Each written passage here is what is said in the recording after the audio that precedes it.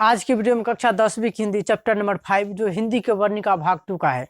और इस कहानी का नाम है धरती कब तक घूमेगी और इसके लेखक कौन है? सावरदया। इस वीडियो में हम आप लोग को बताएंगे सावरदया लेखक का लेखक परिचय और धरती कब तक घूमेगी। इस कहानी को पढ़ेंगे और इसका संपूर्ण हिंदी अर्थ आप लोग को इस वीडियो में बताएंगे। साथ साथ ही इसका ऑब्जेक्टिव क्वेश्चन भी हम आप लोग को बताएंगे। सबसे पहले देखिए क्या लिखा हुआ है। सावरदया राजस्थानी भाषा के एक प्रमुख कहानीकार है। तो एग्जाम में प्रश्न पूछ सकता है सावरदया कहाँ के एक प्रमुख कहानीकार है। तो एग्जाम में पूछ सकता है, तो इसका उत्तर क्या होगा? राजस्थान के। उनकी कहानियों में राजस्थानी समाज गहरे अर्थबोध एवं विविध छटाओं के साथ उपस्थित हुआ है। प्रस्तुत कहानी समकालीन भारतीय साहित्य अप्रैल जून 1983 ईस्वी से यहाँ सवार संकलित है। इस कहानी का राजस्थानी से हिंदी में अनुवाद कहानीकार ने स्वयं किया। देखिए, धरती कब तक घूमेगी एक राजस्थानी कहानी है और इसका हिंदी अनुवाद किसने किया था? स्वयं सावरदया ने। यानी कि इस कहानी का हिंदी अनुवाद सावरदया ने ही किया था। अब चलिए हम इस कहानी को पढ़ते हैं।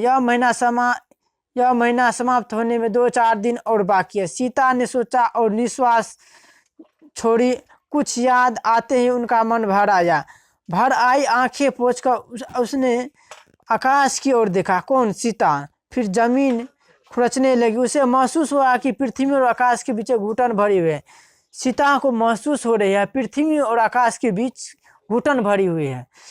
ठीक वैसी ही घुटन जैसी उसके हृदय में भरी है। किसके हृदय में? सीता के हृदय में। सब कुछ है और कुछ भी नहीं है। भरा पूरा परिवार है, बेटे बहुएं हैं, पोते पोतियां हैं, दोहितिया है। मिलने को दोनों वक्त रोटी भी मिलते हैं, लेकिन फिर भी पता नहीं कुछ सब कुछ अजीब अजीब सा लगता है कि कहीं कुछ कमी है जरूर। किसको महसूस हो रही है? सीता को। पकड़ में चाहे भी आए, दोनों वक्त खाना और निश्चित होकर सोना ही तो सब कुछ नहीं होता है। सीता बोल रही है 2 वक्त का खाना और सोना ही बोल रहा है। सीता बोल रही है दोनों वक्त का खाना और निश्चित होकर सोना ही तो सब कुछ नहीं होता है। सीता कह रही है रोटी के अलावा भी आदमी की कुछ आवश्यकता होती। क्या बोल रही सीता? रोटी के अलावा भी आदमी कुछ आवश्यकता हुआ करती है। अलावा वाली इच्छाएं ही तो दुख भुगतने को बाध्य करती है। सीता बोल रही है। सीता अपना काला ओढ़ना देखकर रुआसी हो गई। वे जीवित थे तब तक तो सब कुछ ठीक था। बोल रहे लेखक जब तक वो जीवित थे तब तक तो सब कुछ ठीक था। घर ही प्रतीत होता था। आंगन में खेलते झगड़ते बच्चों की चिल्पों आंगन में खेलते झगड़ते बच्चों की चिल्पों कितनी सुखद प्रतीत हुआ करते। कौन बोल रहे? सीता। उस चिल्पों में संगीत का सा आनंद आता था। कौन बोल रहे? सीता। उस चिल्पों में उसे आनंद आती थी, लेकिन अब तो बेचारे बच्चे भी चिल्पों नहीं मचाते हैं। बोल रहे सीता अब तो बच्चे भी हल्ला गुल्ला नहीं करते हैं।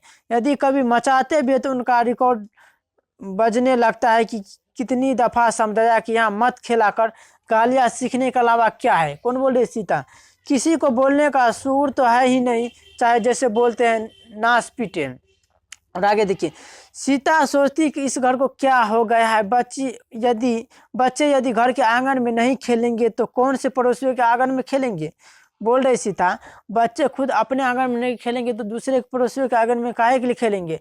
बच्चे तो घर वाले के साथ ही खेलेंगे, लेकिन नहीं, इन्हें तो घर के बच्चे फूटी आंखों नहीं सुहाते। अपने बच्चे ही प्यारे लगते हैं। उन्हें 2400 घंटे खिलाएं, हंसाएंगे, कुदाएंगे, उछालेंगे, बार बार चूमेंगे, पुचकारेंगे, लेकिन छोटे या बड़े भाई के बच्चे को देखते इन्हें उबकाई सी आने लगती है। मुंह से चाहे कुछ भी ना कहे, लेकिन आंखें तो सब कुछ बता देती है। बोल रही सीता। खीर पूरी खाते समय यदि नाली से उठकर कोई कुत्ता थाली के पास आ जाए, उस समय तो क्रोध और घृणा और पता नहीं क्या क्या जो भी आया करती है ना, सब बस वही सब कुछ उनके चेहरों पर अंकित रहता है। सीता बोले। सीता अपने ही बारे में सोचती है। वह कौन है? कहने को तो उनकी माँ है, इनकी माँ भी है, लेकिन माँ और बेटों के बीच आत्मीयता होती है, वह कहाँ है? बोल रही लोग पूछेंगे ये कौन है, तो बोलेंगे कि इसकी माँ है, यानी कि उसके पुत्र की माँ है। वह कहाँ है? कोई घड़ी भर के लिए भी पास नहीं बैठता। बोल रही सीता उसका बेटा और जब उसके लिए घड़ी भर के लिए भी पास नहीं बैठते सीता के पास। क्या हाल चाल है, तबीयत कैसी है, मन प्रसन्न है नहीं, किसी वस्तु की आवश्यकता है नहीं, क्या पड़ी है, इन्हें ये क्या पूछे।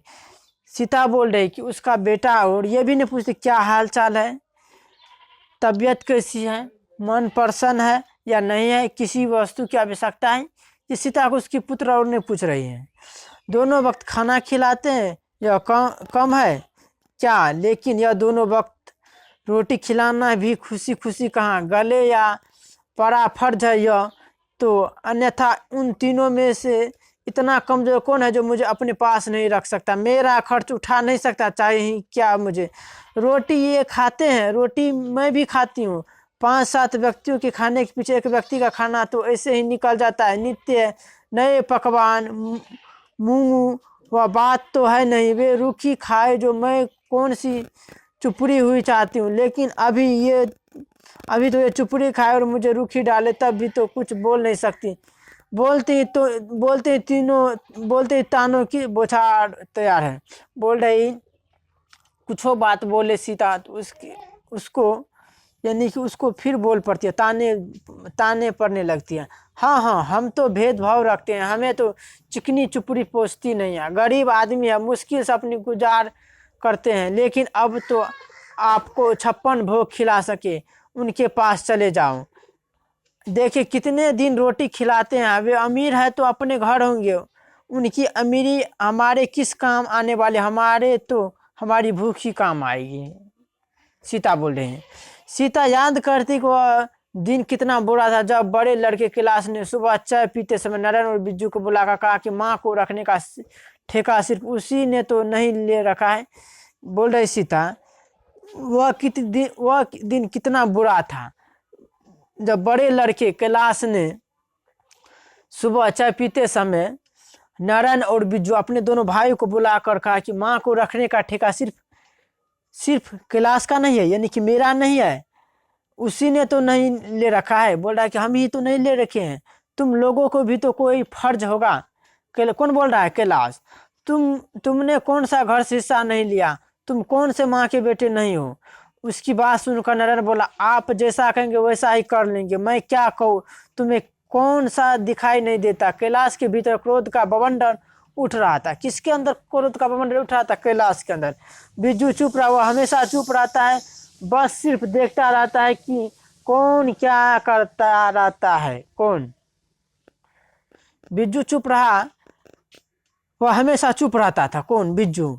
बस सिर्फ देखता रहता है कि कौन क्या कहता है। और सीता वह अर्ध विक्षिप्त सी देख रही थी। देखे अब क्या होता है, सिर्फ एक माँ 3 बेटे 2 वक्त की रोटी। सीता सोच रही एक माँ 3 बेटे और 2 वक्त की रोटी, 3 बेटे 2 वक्त की रोटी, एक माँ 3 बेटे रोटी। और फिर बहस में घूमते माँ बेटे और रोटी में सिर्फ रोटी ही महत्वपूर्ण रह गई। माँ और बेटे कहीं दूर जा पड़े गोफन में डालकर फेंके गए पत्थर की मानी रोटी का आकर और भार इतना बढ़ गया है कि उसे संभालना किसी एक के सामर्थ्य की बात नहीं रही। फैसला तीनों जाने बारे बारी से माँ को 1-1 महीने अपने साथ रखेंगे। सीता को कुछ कहने का मौका ही नहीं मिला। तीनों में से किसी ने यह नहीं पूछा कि यह फैसला उसे मंजूर है या नहीं। उसकी अपनी इच्छा क्या है उसने निश्वास छोड़ा। खैर कोई बात नहीं, यदि आज वे होते और तमाशा देखते तो क्या कहते। बोल रहे इसका मतलब है कि सीता बोल यदि उसका पति होता तो यदि आज वे होते और यह तमाशा देखते तो क्या कहते। उनसे यह सब कुछ सहन नहीं हो पाता। बोले कि यदि उसका पति होता तो यह सब कुछ सहन नहीं कर पाता। वे तो लाल पीले होकर गालियाँ निकालने लगते। बोले कि वो होता तो यदि वो होता तो गालियाँ निकालने पर लगते, थप्पड़ या लात मारते ऊपर से। क्या समझ रखा है मुझे? मैं तुम्हारी इन 2 रोटियों के भरोसे बैठी हूँ क्या? अभी तो इतनी सामर्थ्य है कि तुम जैसी 20 भिखारियों को रोटी डाल सकता हूँ। एक लंबा निश्वास। लेकिन उनके होते हुए कभी ऐसी बात उठी ही नहीं। उन्हें क्या खबर थी कि ये लोग 2 वक्त की रोटी के लिए ऐसा करेंगे। देखिए सीता को अच्छी तरह याद है कि वे फागुन के दिन थे। 3-4 दिनों बाद होली थी। यही तय हुआ कि होली के बाद माँ बारी बारी से सभी के हाथ साथ रहेगी। बोल रहे हैं यही तय हुआ कि होली के बाद माँ बारी बारी से सभी के साथ रहेगी।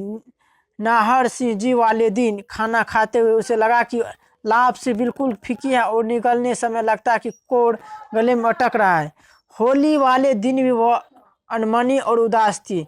होली वाले दिन वैसे तो लापसी ही बना रहती है, तो लापसी ही बना करती, लेकिन उस दिन कैलाश की पत्नी ने दाल का हलवा बनाया। भूनती हुई दाल देखकर उसे लगा कि वह अभी भुनी जा रही है।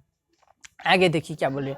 बच्चे उसको कहने लगे दादी माँ भाई माँ कह रही थी कि कल से आप नारायण चाचा के हिस्से में खाया करेंगी। माँ दादी माँ आप सचमुच वही खाना खाएगी क्या? और शाम को जब वह खाना खाने बैठी तब कैलाश की पत्नी राधा बोली दाल का हलवा आप ही के लिए बनाया है, खूब पेट भर खाना। कौन बोल रहे? कैलाश की पत्नी। दाल का हलवा आप ही के लिए बनाए हैं। किसको बोल रहे? सीता को। खूब पेट भर खाना। वह सोचने लगी कि दाल का हलवा हो या रूखी रोटी, खाने के लिए बैठने के बाद तो पेट का गड्ढा भरना ही पड़ता है। रुचि हो तो दो और ज़्यादा, दो रुचि हो तो 2 कोर ज़्यादा, अन्यथा 4 कोर कम। उसने सोचा आज के बाद यहाँ से मेरी रवानगी, कल नारायण के हिस्से में खाना पीना, फिर वह यहाँ के पानी में भी साझा नहीं रहेगा क्या? बच्चों के पास आना जाना भी बंद हो जाएगा क्या? नहीं, यह बात नहीं हो सकती। एक के बाद दूसरे और दूसरे के बाद तीसरे के हिस्से में लूट करने लगी। कैलाश के हिस्से से नारायण के हिस्से में और नारायण के हिस्से से बिज्जू के हिस्से में हिस्सा बदलते ही बच्चे हर्षित होकर उसके पास आते और कहते दादी जी कल से आप हमारे खाना खाएगी, हम साथ साथ ही खाएंगे एक ही थाली में, ठीक है ना दादी जी? कौन बोल रहे? उस सब की बच्ची, कैलाश की, बिज्जू की, नारायण की। वह रुआसी हो जाती। नासमझ बच्चों को भी पता चल गया है कि वह बारी बारी से खाना खाती है। 1 महीने से एक दिन भी अधिक नहीं रखता। कोई महीना होते ही टिकट कटवाओ, अब 2 महीनों के लिए आफत टली, यही सोचते होंगे। अब आगे देखिए। शाम होती बच्चे सरावागियों के पाटे पर खेलते हुए जब भी कभी माई माई रोटी दे वाला खेल खेलते तब उसे महसूस होता है कि यह कहानी आज भी 100% सत्य है। बच्चों में से एक जना भिखारी बनकर बारी बारी से दूसरे के पास जाकर एक ही बात कहता, माई माई रोटी दे। उसे उत्तर मिलता, यह घर छोड़ दूसरे घर जा। बच्चों जो खेल रही है उस खेल में बोल रही है माई माई रोटी दे, उसे उत्तर मिलता वह घर छोड़ दूसरे घर जा। वह सोचती बिल्कुल यही स्थिति मेरी है। कौन सोच रही? सीता। कि यही स्थिति बच्चों की खेल की स्थिति मेरी भी है। यह घर छोड़कर दूसरे घर और दूसरा घर छोड़कर आगे।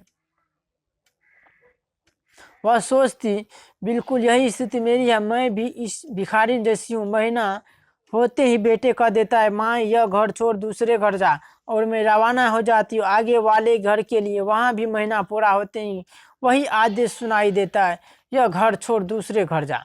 यह घर छोड़कर दूसरे घर और दूसरा घर छोड़कर आगे वाले घर जाते जाते 5 के वर्ष व्यतीत हो गए। ये 5 वर्ष भी सुख चैन से बीते हो ऐसा कहाँ। इन 5 वर्षों में 2500 दफा झगड़े हुए। बिज्जू के हिस्से में थी तब नारायण की पत्नी भवरी ने लड़के के जन्मदिन पर कटोरी में डालकर रसमलाई भेजी। ऐसा में प्रश्न पूछ सकता है नारायण की पत्नी का क्या नाम था? भवरी। बोल रहे बिज्जू के पास में थी तब नारायण की पत्नी भवरी ने लड़के के जन्मदिन पर कटोरी में डालकर रसमलाई भेजी। रसमलाई का 1 गिलास ही लिया था कि इतने में ऊपर से हल्ला सुनाई दिया। बिज्जू की पत्नी पुष्पा बोल रही थी। बिज्जू की पत्नी का क्या नाम था? पुष्पा। ये भी एग्जाम में प्रश्न बन सकता है। देखिए कैलाश की पत्नी का क्या नाम था? भवरी, और बिज्जू की पत्नी का क्या नाम था? पुष्पा। बिज्जू की पत्नी पुष्पा बोल रही थी अरे अपनी अमीरी दिखाने के लिए रसमलाई भेजी है क्या? तुम्हारे हिस्से में थी तब तो रूखी रोटियां खिलाई उन्हें। आज महारानी जी ने रसमलाई की घोष धोस दिखाई है। देखी तुम्हारी रईसी। मेरे हिसाब में तो तब तुम अपना यह माल अपने ही पास रखना। हमारी जैसी सामर्थ्य होगी हम खुद खिला देंगे। हूँ सीता को फिर याद आया। उन दिनों वह नारायण के हिस्से में थी। राधा को बुखार आ गया था। कैलाश नौकरी के लिए किसी काम से बाहर गया था। उसने 2-3 दिनों तक उसके बच्चों के लिए रोटी बनाई। कुछ दिनों बाद बच्चों के झगड़े को लेकर भवरी और राधा के बीच भी झगड़ा हुआ। राधा ने कहा जब बच्चे झगड़ा कर रहे थे तब सास जी को वहीं थी, चाहो तो उनसे पूछ लो। इतने में भवरी ने जहर में बुझा तीर छोड़ा। अरे जा जा पूछ लिया तुमसे और उनसे दोनों से। उनसे क्या पूछना, वे गुलामी करती फिरती है तुम्हारी और खाना खाती है। मेरे हिस्से में गुलामी करवाई, यह वह तो अच्छी बात है, लेकिन खाना तो खिलाना था। उसकी आंख भर आई। किसकी? सीता की। इनके लड़ाई झगड़े का कोई अंत नहीं है। बोल रहे सीता, इनकी लड़ाई झगड़े का कोई अंत नहीं, वे हमेशा लड़ती है, लड़ाई है इनकी और कांटों में घसीटती है मुझे। अब मारना तो मेरे ही हाथ में नहीं है, हाथ में हो तो यही कर दिखाऊं। भगवान ने जितनी सांसें लिखी उतनी तो लेनी ही पड़ेगी। सीता यही सोच सोच कर रुआसी सी हुई जा रही थी। सीता को महसूस होने लगा कि आकाश अनंत नहीं है, यह धरती लंबी चौड़ी नहीं है, यह सिकुड़ गई है, घर भी सिकुड़ गया है। यहाँ सिर छिपाने के लिए जगह नहीं है, कहने को तो यह घर है। यह घर गली के लोगों की दृष्टि में अच्छा खाता पीता घर है, लेकिन यहाँ खाते पीते घर में ही खाने पीने को लेकर झगड़ा है, एक पेट के लिए इतने झंझट। ये लोग सुबह शाम गाय कुत्तों को भी तो रोटी डालते हैं, फिर मेरी रोटी में ऐसा क्या है? इन लोगों को हमेशा नए ढंग से सोचना पड़ता है। आज तो हद हुई। क्लास ने कहा, यह बात अच्छी नहीं लगती कि माँ महीने इधर उधर लुढ़कती रहे। मेरे ख्याल से यह ठीक हो रहेगा कि हम तीनों ही माँ को 50-50 रुपये हर महीने दे दिया करे। माँ के लिए 150 रुपये काफ़ी है। चाय तो हम पिलाते ही हैं, आगे भी पिलाते रहेंगे। बाकी रही रोटी वो अपने पकाएगी खाएगी। नरेंद्र ने कहा, जैसी आपकी मर्जी, मुझे तो मंजूर है। आज तो बिज्जू भी चुप नहीं रहा, बोला, इधर उधर लुढ़कने से तो अच्छा है अपनी जगह पड़ी तो रहेगी। इतनी बात होने के बाद कमरे में मौन की तीक्ष्ण कीलों का खेत उग आया। इधर उधर हिलते ही कीले चुभती, सभी यथावत बैठे रहे। थोड़ी देर बाद कीले ठुका स्वर शुरू हुआ। माँ को पूछा तो लेते वह बिज्जू की आवाज़ थी। यह बिज्जू की आवाज़ थी। माँ आजकल किसी बात के लिए नहीं कहती, उसकी बला से कुछ भी हो जाए, मूल बात तो अपने जचने की है। जब सीता ने यह बात सुना तब वह कुछ नहीं बोली। जब ये सब बात सुनी तो सीता कुछ नहीं बोली। बारी बारी से तीनों बेटों की ओर निहारने लगी। उसकी आंखों के आगे अंधेरा सा छा गया, मगर रोने की आवाज़ होठों से बाहर नहीं निकली। हृदय का एक टुकड़ा रो रहा था, उसके भीतर आंसुओं का समुद्र भर गया। सीता सोचने लगी कि यहाँ रोटी खाती हूँ तो कौन सी मुफ्त की खाती हूँ, इनके बच्चों की देखभाल करती हूँ जैसे बन पड़ते हैं, 2-4 बर्तन भी साफ करती हूँ, कौन से हाथ घिसते हैं मेरे, लेकिन ये 50-50 रुपये इस काम की मजदूरी दे रहा है क्या? अब जब मुझे मजदूरी ही करनी है तो कहीं भी कर लूँगी। दुनिया में काम की कौन सी कमी है? और नहीं तो किसी के घर बर्तन भांडे ही साफ कर रोटी खा लूँगी। सवाल तो रोटी का ही है। कौन बोल रही है? सीता। अगले दिन सीता ने अपने 2-4 पूर्ण पल्लों की गठरी बांधी और अंधेरे अंधेरे ही घर से निकल गए। इस समय उसकी आंखों के आगे न तो अंधेरा था, न ही उसे धरती और आकाश के बीच घुटन हुई। आज आकाश अनंत था, धरती बहुत ही बड़ी थी और रास्ता बहुत ही चौड़ा था जिस पर वह रवाना हुई थी। और सबसे बड़ी बात यह थी कि उसके चारों ओर खुली हवाएं थी। आज के वीडियो में हमने चैप्टर नंबर 5 जो धरती कब तक घूमेगी इस कहानी को पढ़े, और इससे देखिए इम्पोर्टेंट जो क्वेश्चन बनता है। देखिए, धरती कब तक घूमेगी इस कहानी के लेखक है साबर दया, और यह साबर दया एक राजस्थानी कहानीकार है और इसका हिंदी अनुवाद भी साबर दया ने ही किया था। और सीता के 3 पुत्र थे, कैलाश, नारायण, बिज्जू, और इन तीनों के बीच खाने को लेकर लड़ाइयाँ होती रहती थी। इन तीनों के बीच खाने को लेकर लड़ाइयाँ होती थी। एक दिन कैलाश के यहाँ, एक दिन बिज्जू के यहाँ, एक दिन नारायण के यहाँ कौन रहती थी? सीता। और कुछ दिन पश्चात ये सब देखकर घर से बाहर निकल गई। कौन? सीता। इस वीडियो में यही पढ़ने के लिए था। तो इस वीडियो में हमने चैप्टर नंबर 5 कंप्लीट किया। हमारा वीडियो अच्छा लगा तो चैनल को सब्सक्राइब करें। मिलते हैं तब तक के लिए अगले वीडियो में।